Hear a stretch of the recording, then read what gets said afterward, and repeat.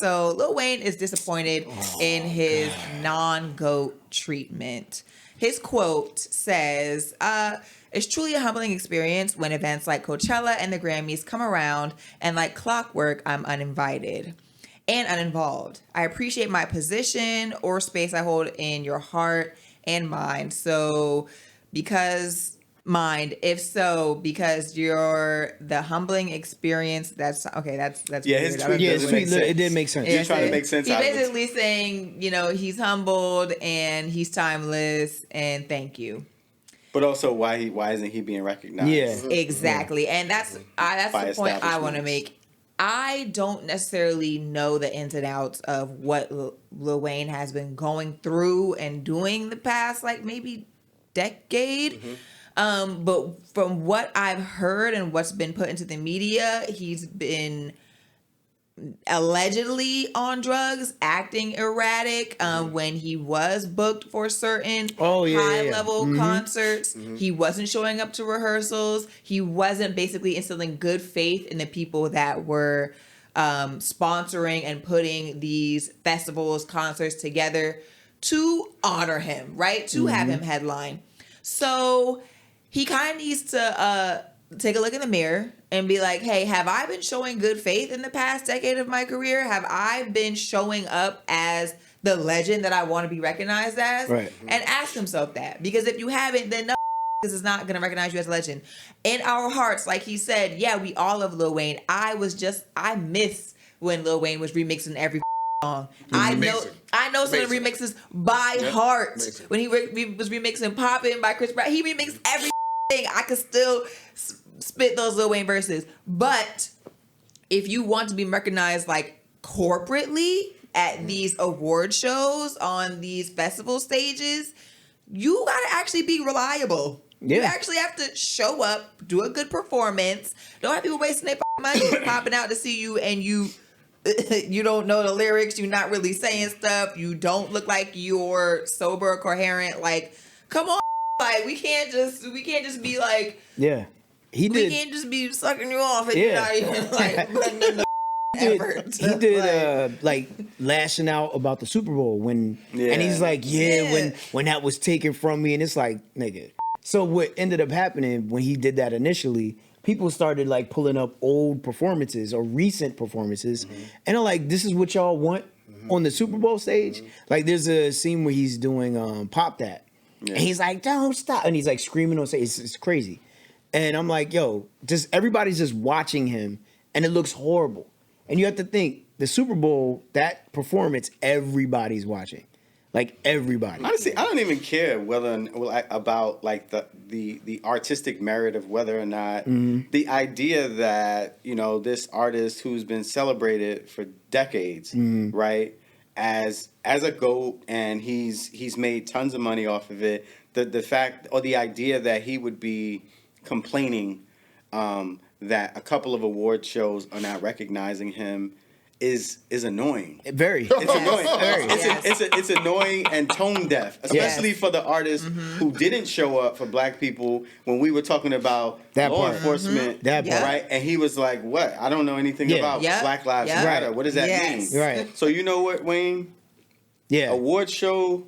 What does that mean? Right. And there was one of the things people were saying was like, don't MAGA have a festival for him to headline? Is he MAGA? Is he a festival? Yeah. He got pardoned. Yeah. He got pardoned with Trump.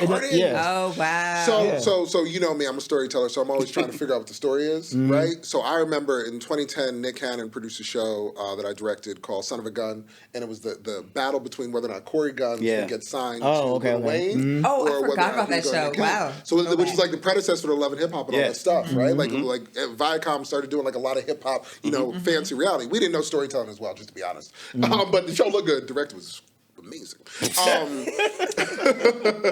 But I remember the reason why Corey Guns was having a problem was that Young Money was on the rise, right? And we got to give it up to Wayne because that Young Money era was bananas. Yeah. Bananas. Like the mixtape crashing and burning together too. First of all, Drake and Nicki Minaj. Like those like there was some genius inside of him, but there was obviously some trouble inside of him because allegedly, like I think this is fact. The gun went off. and he almost died, you know? Yeah, and yeah. then when he woke up, he wrote everything down. He purged it. He came back, and that's the lyricism that we know. But there is something, you know, because I got a bleeding heart for everybody. There's something going on with these artists.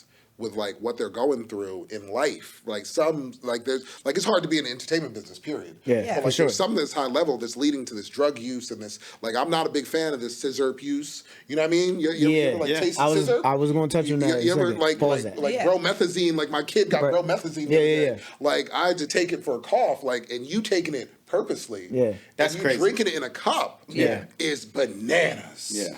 That's wild. Like, and what is it doing to your brain? And you can see the decay in Lil Wayne over time. You can see. You know what I mean? Because age, it's like when a white person like is in the sun all the time and smoking cigarettes all day, and then the next thing you know, their face is trash. Yeah. Like if you taking a whole bunch of crazy stuff past the age of 30, your body just But then also like if there's more legal trouble and more this and more that, and sooner or later you lost, bro. Yeah. So I wish I like Wayne.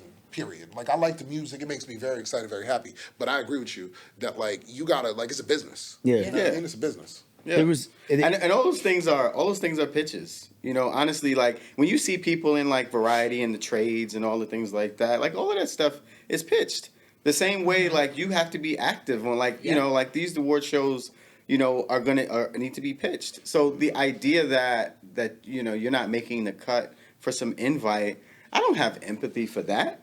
Now, I do agree with your point that these artists are suffering, but I think that humanity is suffering. Yeah, artists as vessels in front of us are suffering in a very visible and very visceral way in front of us because that's how they process in order to process art to us. But I think that all of us are suffering, so I don't have extra empathy for him. But I especially I'm just not necessarily. I don't care about. You know, your concerns about being celebrated at award shows. I am concerned about drug use. I am concerned about, you know, your mental health, the way that I am about all of humanity. I agree with you on the pitch point because if you think about like this T.I. beef, right?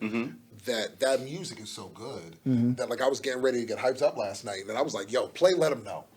Oh, no. T.I.'s on a run right now. Right? I like Play that. Let 'Em Know. I love Right? it. Yeah. Right? And if that leads on my stream, that leads to all my old favorite T.I. tracks. Right. Yeah. Right? You get Spotify to play one track, and I'm in the shower like, oh. And Rubber band man. Like, Why I feel like I'm drug dealing in the shower, bro? It's great, man. It's great. I got bags to T.I.'s bags. on fire. Yeah. Right? He's invited to the Grammys. He's invited, and that's actually, and like his art, Wayne's art is actually what could take it right now. Because I'm a Jay stan all day, but I will still listen to that battle verse with Jay. You know what I mean? It's a baby money. I'll take your baby money. Right? Right?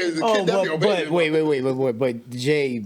He bodied him. Oh, yeah, I'm about to say. Of course. There's like 2-3 verses where he. Jay always ends it. Obvious. However, Watch that's What why You Say verse. Oh, the joint on what's the name? Oh, I broke you, little nigga. That whole joint is about the Cameron thing just blew my mind. The opening to Otis is about Cam. Oh, right, yeah. That was crazy. Insane. That was crazy. I sang that song a million times. I never know. Bro. No, Jay is different. But also, when it comes to Wayne, go ahead, bro. Sorry. But also, what we want to say too, speaking of Hov, and I'm happy you said that because we talk about, I'm from the era where our favorite rappers were drug dealers. And then they say, y'all like rappers that are drug users.